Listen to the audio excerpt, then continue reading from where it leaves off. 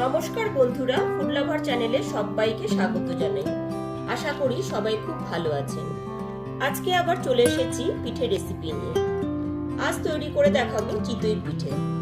এই শীতের সকালে জলখাবারে হোক বা সন্ধ্যের টিফিনে নলেন গুড় দিয়ে যদি গরম গরম চিতই পিঠে থাকে তাহলে তো আর কোনো কথাই নেই। তাহলে চলুন খুব সহজে কিভাবে চিতই পিঠে বানাবো সেটাই আপনাদের সাথে শেয়ার করব। চিতই পিঠে বানাবো তার জন্য এখানে 1 কাপ পরিমাণ গোবিন্দভোগ চাল নিয়েছি। এবার চালটা বাটিতে ঢেলে খুব ভালো মতো ধুয়ে নেব। গোবিন্দভোগ চালটা এখানে খুব ভালো মতো ধুয়ে নিয়েছি। এবার ঈষদুষ্ণ গরম জল দিয়ে 15 থেকে 20 মিনিটের জন্য ভিজিয়ে রেখে দেবো।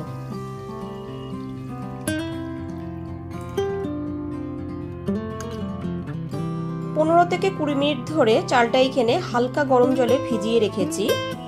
চালটা এখানে ভিজে গেছে। এবারে একটা মিক্সার জারে এটা ঢেলে বেটে নেব।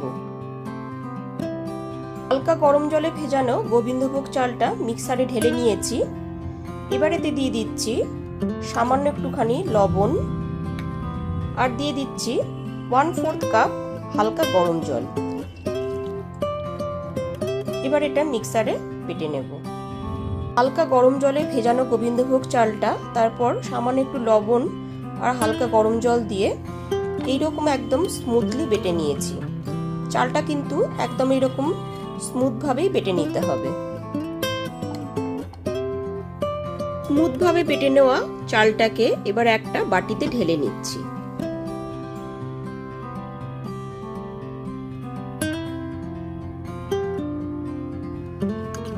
সমস্ত চাল বাটাটা বাটিতে ঢেলে নেওয়ার পরও এখানে একটুখানি চাল বাটা লেগে আছে, ওই জন্য এতে দিয়ে দিচ্ছি 1/4 কাপ হালকা গরম জল।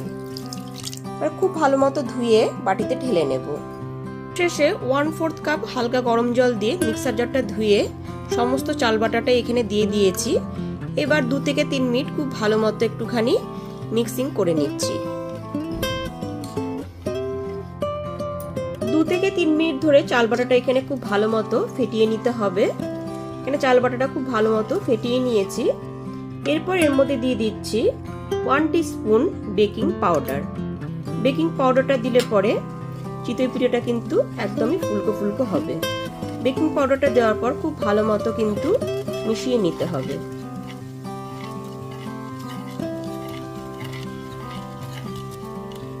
একটু সময় নিয়ে খুব ভালো মতো মিশিয়ে নিচ্ছি। একটু সময় নিয়ে বেকিং পাউডারটা দিয়ে খুব ভালো মতো মিশিয়ে নিয়েছি। এইবারে ব্যাটারের ঘনত্বটা আমি দেখিয়ে দিচ্ছি।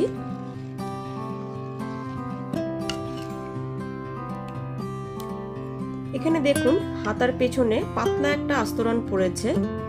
এরকম পাতলা আস্তরণ পড়লেই বুঝতে পারবেন যে ব্যাটারটা একদম ঠিকঠাক রেডি হয়েছে। এবার চলুন পরবর্তী স্টেপে চলে যাই।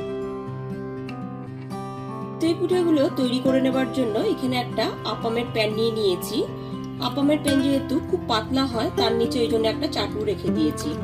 এবার খুব ভালো মতো গরম করে নিয়েছি। এবার প্রত্যেকটা গর্ততে এরকম ভাবে একটুখানি অয়েল ব্রাশ করে নিতে হবে।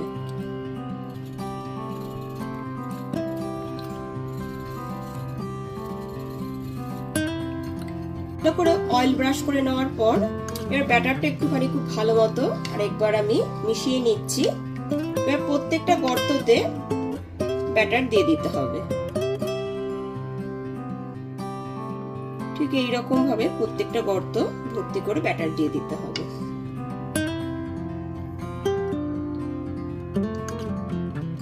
প্রত্যেকটা গর্তে চালের ব্যাটারটা দিয়ে দেওয়ার পর গ্যাসের ফ্লেমটা মিডিয়ামে রেখে 5 মিনিটের জন্য ঢেকে তৈরি করে নেব।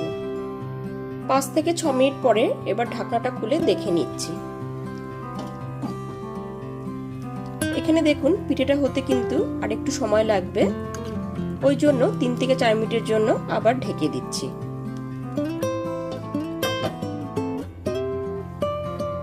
ঠিক 4 মিনিট পরে ঢাকনাটা খুলে আবার দেখে নিচ্ছি।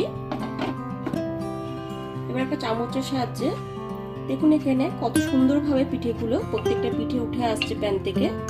এখানে পিঠেগুলো কিন্তু একদমই তৈরি হয়ে গেছে। এক একটা পিঠে আমি আঙুল দিয়ে দেখিয়ে দিচ্ছি। দেখুন কত সুন্দরভাবে পিঠেটা তৈরি হয়েছে। এবার একদমই ফাইনালি তৈরি হয়ে গেল ফুলকো ফুলকো চিতই পিঠে। পরবর্তী পিঠেগুলো একই রকম ভাবে তৈরি করে নেব। এই পিঠে নলেন গুড়ের সাথে খেতে কিন্তু দুর্দান্ত লাগে। তাহলে অবশ্যই আমার মতন করে খুব সহজেই চিতই পিঠের রেসিপিটি বাড়িতে বানিয়ে নিন। আর রেসিপিটি ভালো লাগলে লাইক, কমেন্ট এবং অনেক বেশি বেশি করে শেয়ার করবেন।